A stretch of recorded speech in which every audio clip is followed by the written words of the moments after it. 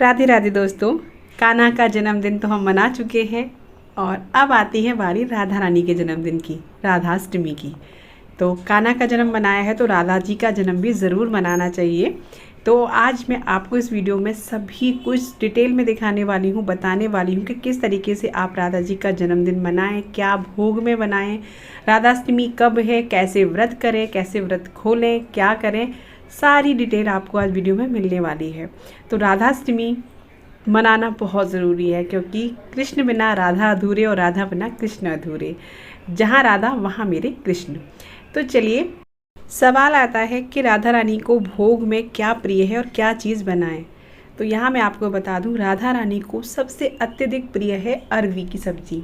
अरवी की सब्ज़ी बना लीजिए, दही अरवी की सब्ज़ी, जो कि आज के दिन राधाष्टमी वाले दिन हमारे ब्रज में, बरसाना में, वृंदावन में हलवाइयों की दुकान तक पर मिलती है अरवी की सब्ज़ी। दही अरवी राधा रानी को बहुत पसंद है। और खीर, तो इसकी रेसिपी मैं यहाँ डिटेल में नहीं दे रही हूँ, मेरे चैनल पे है, मैं डिस्क्रिप्शन बॉक्स में इसका लिंक भी दे दूँगी, वहाँ देख लीजिएगा।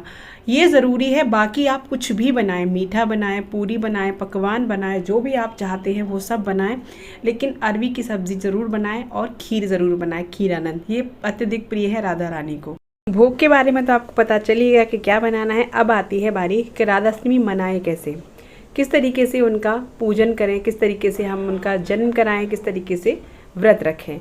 तो सबसे पहले देखिए, आप सुबह उठिए, उठ करके अपना स्नान ध्यान करिए और सुबह प्रातःकाल पूजा करिए जिस तरीके से आप करते हैं। अगर आपके पास राधा रानी हैं, युगल सरकार हैं, तो बात अलग है। आप उनका श्रृंगार करिए, स्नान कराइए, जैसे डेली पूजा करते हैं उसी तरीके से।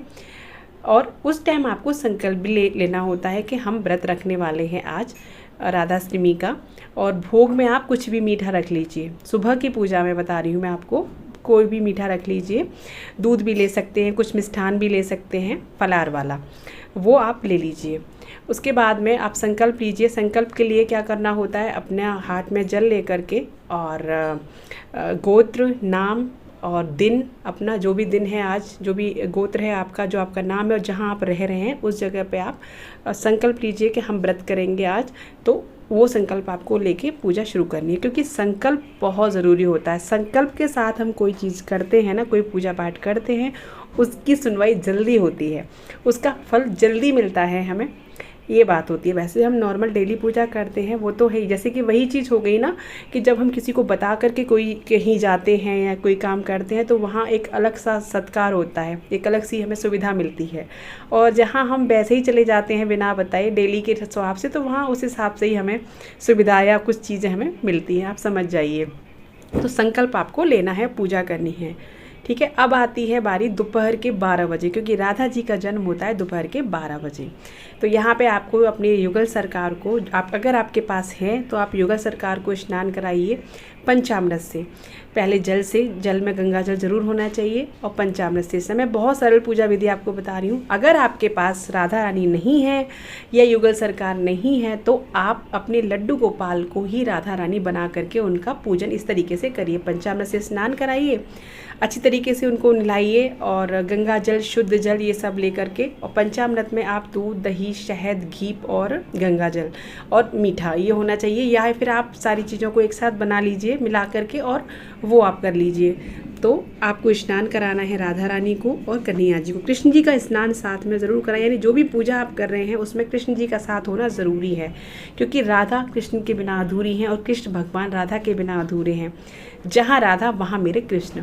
तो यहाँ पे स्नान करा के अब आपको इनको वस्त्र पहनाने हैं, नए नए पोंछ करके शुद्ध वस्त्र पहनाने हैं। राधा रानी का प्रिय जो रंग है ना वो है ब्लू, नीला रंग। तो आज मैंने उनको नीले रंग की पोशाक पहनाई है। भरपूर इनका श्रृंगार करिए, क्योंकि राधा रानी को सजना संवरना बहुत पसंद है, बहुत ज़्यादा पसंद करती हैं। तो यहाँ पे मैंने एक अलग से मैं क्या कहूँगी इसको, मैंने एक अलग से पंडाल जैसा बनाया था, चौकी लगाई थी। तो वहाँ मैंने राधा रानी को, कृष्ण भगवान को विराजमान किया है, धूप, दीप, फूल, ये सब चीज़ से।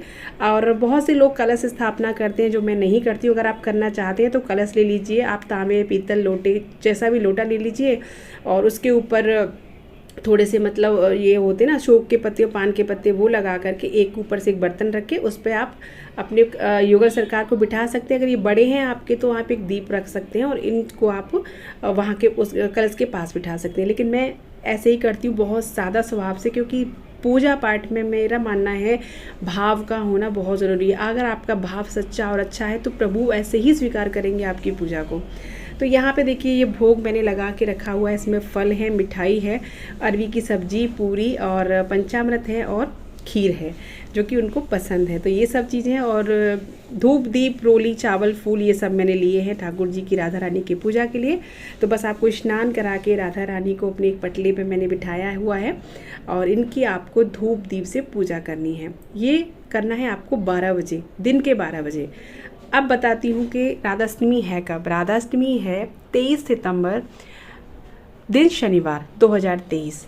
तो 23 सितंबर की राधाष्टमी पड़ रही है, दिन शनिवार पड़ रहा है और 12 बजे तक आप इसकी पूजा कर लीजिए, क्योंकि राधा जी का जन्म 12 बजे हुआ था। उसके बाद आप आरती कर लीजिए और आती है व्रत की बारी। व्रत हम कैसे करें, तो इसका व्रत आप देखिए, आपने संकल्प ले लीजिए। आपको अगर 12 बजे तक करना है दोपहर के तो आप 12 बजे तक कर सकते हैं। पूरा दिन का भी कर सकते हैं या 24 घंटे का भी कर सकते हैं, मतलब अगले दिन आप व्रत खोल लीजिए, या आप दोपहर के 12 बजे राधा जी को जन्म करा के व्रत खोल सकते हैं। व्रत खोलने के साथ आपको मतलब जो भी आपने बनाया है वो आप खा सकते हैं इसमें। और जैसे कि आप रात भर रहना चाहते हैं तो पूरी रात रहिए, अपना फलाहार ले लीजिए, उसमें अन्न मत खाना, अगले दिन व्रत खोलना। और अगर जैसे आप सिर्फ 12 बजे का रह रहे हैं या आप शाम तक का ही रह रहे हैं तो आप इस तरीके से व्रत कर सकते हैं, सिंपल स्वभाव से, बहुत साधारण स्वभाव से। क्योंकि मेरे भगवान ये नहीं कहते अपने आप को कष्ट दीजिए, प्रेम भाव श्रद्धा सच्ची होनी चाहिए, बस इससे ज़्यादा कुछ नहीं।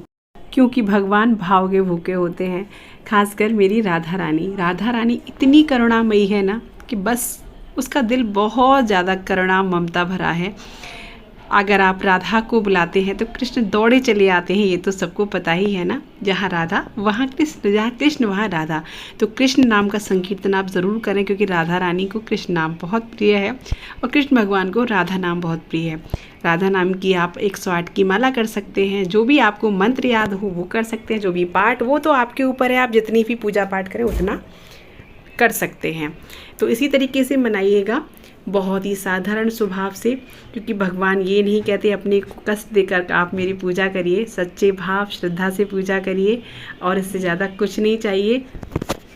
अगर आप राधाष्टमी का व्रत नहीं कर सकते हैं तो आप दोपहर के 12 बजे तक तो ज़रूर ही कर सकते हैं। उसके बाद आप भोजन कर लीजिए जो आपने भोग में बनाया है।